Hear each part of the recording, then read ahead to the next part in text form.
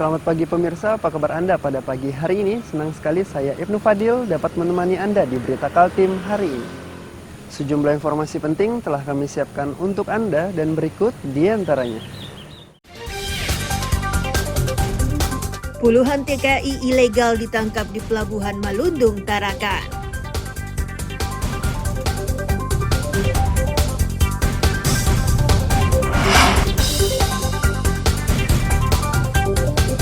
Sultan Pasir ajak investor untuk menanamkan modalnya di ibu kota Nusantara.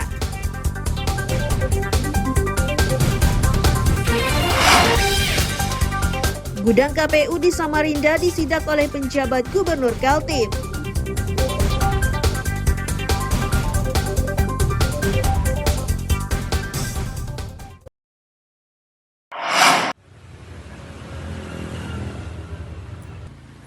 Rumah penampungan milik Dinas Sosial dan Pemberdayaan Masyarakat di Tarakan inilah yang kini dijadikan tempat penampungan pekerja migran Indonesia atau PMI ilegal. Total ada 23 calon pekerja ilegal yang ditampung usai ditangkap polisi saat berusaha menyeberang ke negara tetangga Malaysia. Mereka ditangkap karena tidak memiliki dokumen lengkap. Kepala Dinas Sosial dan Pemberdayaan Masyarakat Tarakan mengakui, jika mereka sudah berkoordinasi dengan Badan Perlindungan Pekerja Migran Indonesia atau BP2MI terkait proses pemulangan para TKI ilegal ini ke kampung halaman masing-masing. Beberapa hari ke depan, hari ini atau besok, ada petugas dari BP2MI yang datang ke Tarakan untuk mengurusi mereka. Kami hanya menampung untuk sementara mereka ini karena di Polda mungkin tidak ada wadah gitu ya untuk menampung. Kemarin ada 13 orang yang pertama itu tangkapan dari Polres, kita serahkan ke Panti Duapa Basnas. Para pekerja ini mengaku nekat pergi ke Malaysia tanpa dokumen yang sah demi memperbaiki ekonomi keluarga. Mereka dijanjikan pekerjaan oleh seseorang melalui telepon. Namun mereka tidak menduga jika akhirnya tertangkap.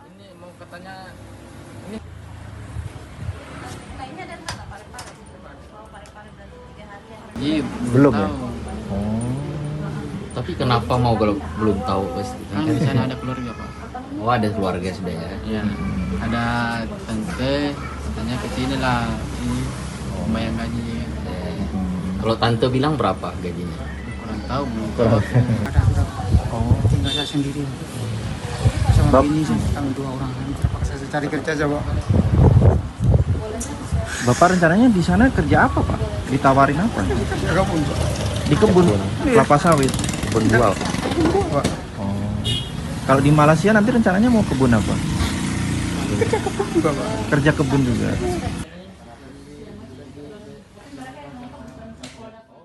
Para pekerja ilegal ini ditangkap saat turun dari kapal Pelni di Pelabuhan Malundung. Saat dimintai keterangan, mereka tidak bisa menunjukkan dokumen resmi. Mustafa melaporkan dari Tarakan, Kalimantan Utara.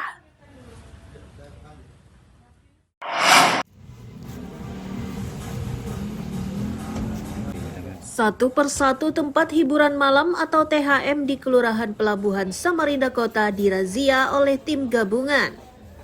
Sasaran utama petugas adalah izin usaha dari masing-masing THM. Dari sidak tersebut didapati beberapa THM tidak sesuai izin. Salah satunya menjual minuman keras atau miras. Dinas Perdagangan akan memanggil pemilik usaha. Mereka diminta menjelaskan alasan penjualan miras-miras tersebut, padahal THM hanya memiliki izin untuk karaoke. Tinjauan lapangan, terutama target kita yang utama adalah di jalan pelabuhan, karena kita mendengar informasi secara langsung bahwa mereka itu melaksanakan kegiatan tanpa izin. Ada izinnya, kadang-kadang juga tidak sesuai. Jadi dalam hal ini kita sebenarnya ada 8 target, ini adalah target ke-6. Nanti kita lihat proses perizinannya seperti apa, apakah memang tepat sesuai dengan operasionalnya atau tidak. Karena kan biasanya contoh karaoke itu kan tidak boleh ada menjual minuman. Nah, ternyata ada. Nah, kita arahkan nanti, kita panggil sesuai dengan jadwal supaya 3 bulan ke depan itu semuanya beres perizinan itu. Kalau memang peruntukannya itu tidak sesuai, misalnya lokasi ini memang tidak boleh, misalnya ya kita akan berkoordinasi dengan Satpol PP untuk penegakan perda bahwa mereka tidak boleh melakukan kegiatan. Diharapkan pelaku usaha menaati aturan yang telah ditetapkan agar tidak dijatuhi sanksi termasuk pencabutan izin usaha. Iswanto melaporkan dari Samarinda.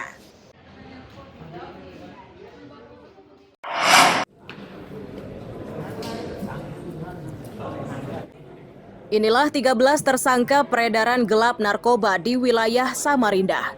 Mereka ditangkap secara terpisah oleh Satres Narkoba Polresta dan sejumlah polsekta.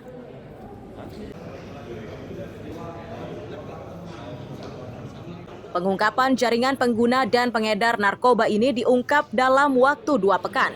Dari 13 tersangka itu terdapat 1 jaringan pengedar sabu-sabu di lingkungan rumah tahanan atau rutan.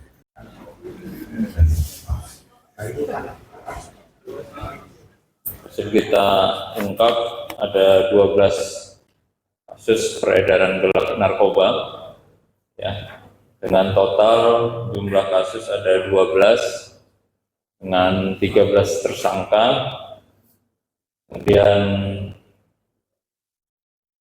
barang bukti semuanya narkotika jenis sabu. Untuk total barang bukti yang berhasil diamankan ada 76,24 gram brutto. Kini para tersangka terancam undang-undang narkotika dengan ancaman pidana penjara minimal 5 tahun. Iswanto melaporkan dari Samarinda.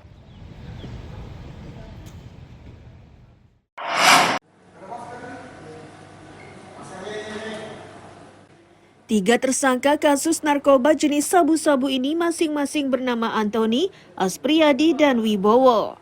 Ketiganya dikeluarkan dari sel untuk menyaksikan proses pemusnahan barang bukti berupa 1,3 kg sabu-sabu yang dilakukan oleh Ditres Narkoba Polda Kaltim. Kasubit Penmas Bit Humas Polda Kaltim menyatakan ketiga tersangka ini ditangkap secara terpisah dengan rentang waktu 1 bulan.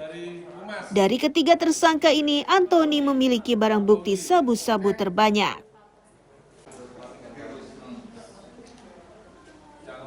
Atas nama inisial AA, ya,